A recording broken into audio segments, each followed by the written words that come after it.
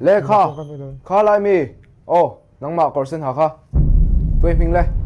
hiểu mốc sao cả le mi lo va so san te le chuan a le pe ga po katla sa ron thu to sung che nghe tiếng nghe tì địch con em mì tun bang chu ko soinan to lawang tuna chuang ha ro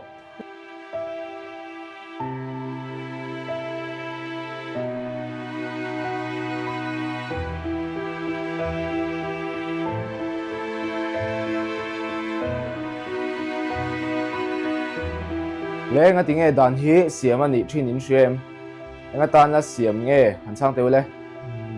mình sinh tại cái car chu xiêm chặt nó cứ đi nhàng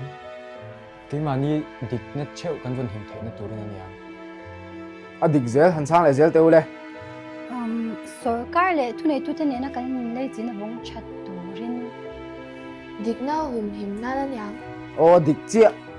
ani chuan ni china in thian pa chunga ka ti dan kha dikin in shem nia adik lo tro ani chuan nga tinge in thian pa chunga kha ni chin khan thil thalo ka ti tin thareng sia nga tinge tu mani ron chan lo nga tinge en liam mai mai na chan kha chân chu cần chung thiếu chừng người vắng nhàng o adik lutuk kan vela thil dik lo thleng atam thina ma se chung thil chu kan lo en liam rengot zel ha tinge chan kan ti chuan kan chunga a thleng lo miau ani chu chu nge poi veu na kan ti chuan eng tik nia ma chuan kan chunga aron la thleng ve thei tlat ani I chunga thlen huna midang zongin ka chunga thleng ani chuang lova tin an en liam ve chewanga atuar tu in lani ve thei chu tiang thil lo thlen ma chuan tuna hian midang tan in ding ngam tur ani mà sẽ sao cái class chu ni thu bera ti thấy phắc con này thì nè o chu tak chu poimo ke ni ai la zok thil ti ni chuan engma kan sei ve ngam ngai lo chu chuan nge shin chuan in she em địch nam tắc tắc thể lâu nhàng Thu nãy nó mình xuân na nyang. o adik chia thu dei na man chuan la tuna chuan alal lo zok point la ni mai thei ma se alal zok in ni huna in hoyami te dik lo taka ti hun in la nei ve don chung ting thil chu thlen lo nan thil dik lo hi kan do ngam tur ani a kan thil dik lo hi kan en liam mai tur ani lo kan do zel tur ani ma se ke ni ai la zo kan do te chuan ator tu kan ni don tho sin adik khop mai in tin nge kan do dan tur ti ha kan ngai tuat la na nga ya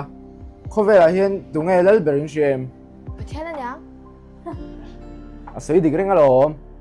khovela pathian alal bera nga tinge lal ber chan diang le ai đã làm tổ là vàng adik khovela pathian ai la lam to lo ni chuan ke hi pathian ka niem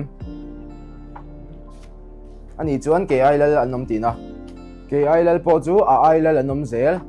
chu wangin ke po ka dik lo ni chuan ke ai la hne na min thlen thei ke ka lo dik lo ni chuan ke ai la chuan ka chunga dik na king ko mai don ni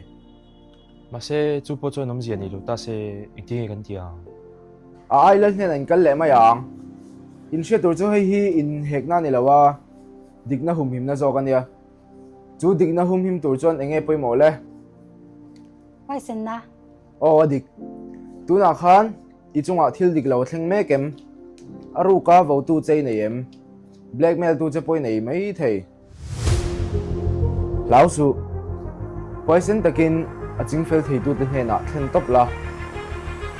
dik na chuan a ti zele nang che